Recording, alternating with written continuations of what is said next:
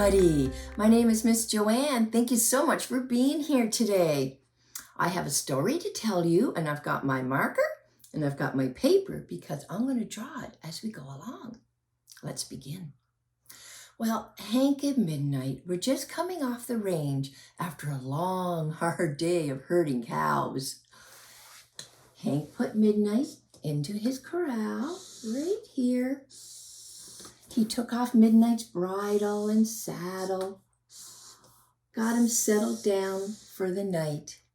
He filled up his trough with fresh water and left him a bale of hay for his supper.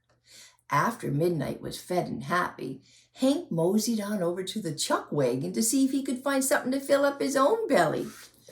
Well, the cook had made a big pot of bacon and beans. This is the chuck wagon.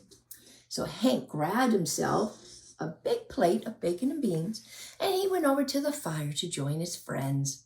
They sang songs, they told stories, and Hank even played his harmonica for a spell. Well, the sun went down, the moon came up, and it was time for bed. Hank got out his toothbrush right here, and he commenced brushing his teeth. Ow! One of his teeth was hurting him something fearful. Hank went over to the chuck wagon to talk to the cook. Well, the cook took one look at that tooth and said, "I'm sorry, Hank. There's nothing else I can do but pull it." So he got out a big pair of pliers. And he latched onto that tooth and he began to pull. Well, he pulled and he twisted and he pulled and pop! Oh, came the tooth. Cook put that tooth into Hank's hand and he said, "Well, what are you going to do with it now? She sure ain't going to be chomping on any steak anytime soon." Well, Hank thought about it.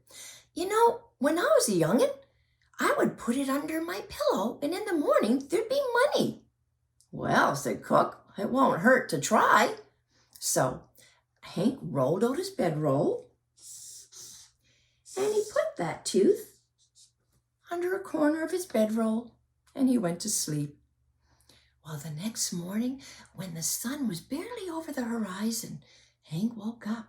First thing he did was checked under his bedroll, and sure enough, there was a shiny new coin. "Wow," said Hank, "it did work." Now, Hank was just rolling up his bedroll when he spied something out of the corner of his eye over by the chuck wagon. There was the tooth fairy sipping on a mug of hot chocolate. Hank sneaked on over, and he picked up the cook's heavy iron pot, and quick as a wink, he put it over that tooth fairy. Oh, from inside that pot, he could hear the tooth fairy saying, "Oh, no, please, mister, let me go. There are so many boys and girls still waiting for me to come fetch their teeth." "Oh," said Hank, "I'm not going to keep you. I just want to show you to the cook." "Oh, no, mister, please, mister, you can't. You must let me go." Well, Hank was a very kind cowboy. "Shucks, I didn't mean you no harm," said Hank. And as soon as he lifted that pot, that tooth fairy scooted on over to that water trough and hid behind it. She peeked up over the water trough and she said, "Oh, thank you, mister. You are so kind. To reward you, I'm going to grant you a wish." "Oh," said Hank, "you don't need to do that. I don't need nothing." "All the same," said the tooth fairy, "the next time you see a rainbow, I want you to turn around once, turn around twice, and one time again. And the thing you wish for shall be yours." And poof, the tooth fairy just disappeared. Well, Hank didn't think too much about it. He went off and he got some firewood, and then he saddled at Midnight, and off they went back out to the range.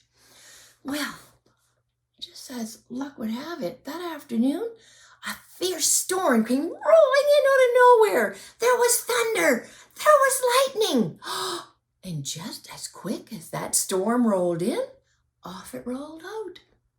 Now, what do you think was in the sky when that storm left? You're right. There was a beautiful rainbow.